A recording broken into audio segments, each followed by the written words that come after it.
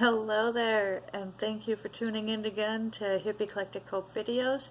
I'm Sherry Kirchhoff, and today I'm going to do my own coverage of the Yang Media Blackout because it's going on in Denver too.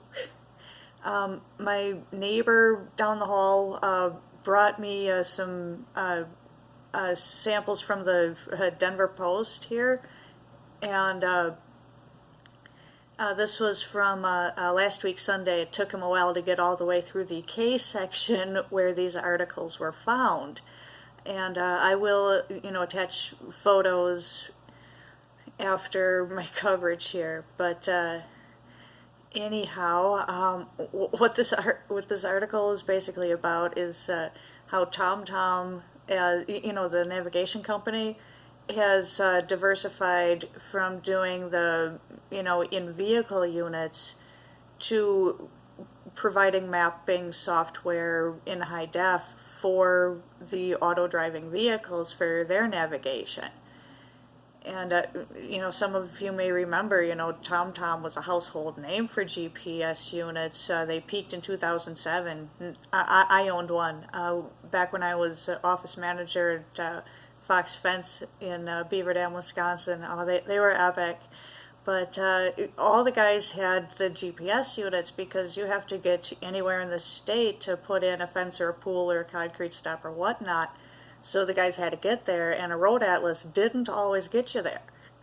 So, but after 2007, the TomToms and most other GPS units declined after that, because big tech were putting the GPS software onto their new smartphones. My Verizon phone got me from Wisconsin to Colorado, so 17 hours I'm there. And so TomTom and other companies had to diversify after that. TomTom moved on to doing fleet management and logistics, which really flopped. And then they also got into the high-def navigation for the artificial intelligent cars, the self-driving ones, and that has had epic success for them. Basically what they do is they create a database for high-def road maps. They have people driving around these highways taking footage of the roads. Oh, my neighbor's pounding. There's always a neighbor doing something. Anywho, sorry. Basically, these GPS companies like Google and TomTom are having people drive around the highways and collecting road data,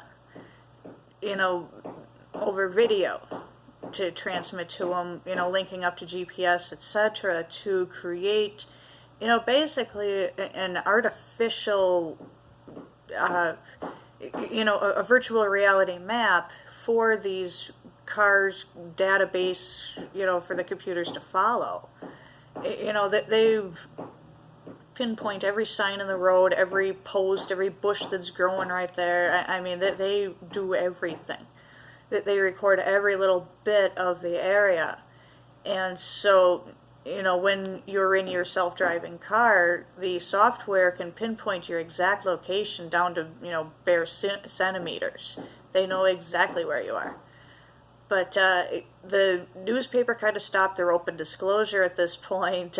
Basically summed up the rest, saying that the top 10 automotive companies, while not specifying which ones, are making long-term contracts with TomTom to put their navigation systems in their new artificial intelligence cars. But there's no disclosure on who these companies are or the length of the contracts. There's some speculation of, at least 10 years because they'll need to perform maintenance. But you never know. That they aren't saying anything. It's pretty hush-hush. But so far, this software is becoming available for cars on highways in the United States, Canada, Japan, South Korea, and Europe. And they'll be adding side roads and more countries in the very near future, as they get more clients.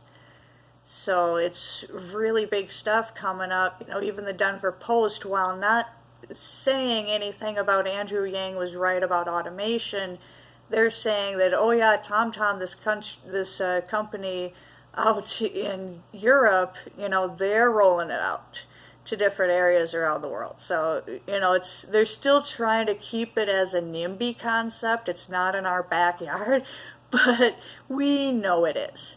And so, but anyway, it is coming. The technology is getting better and better at such a fast rate.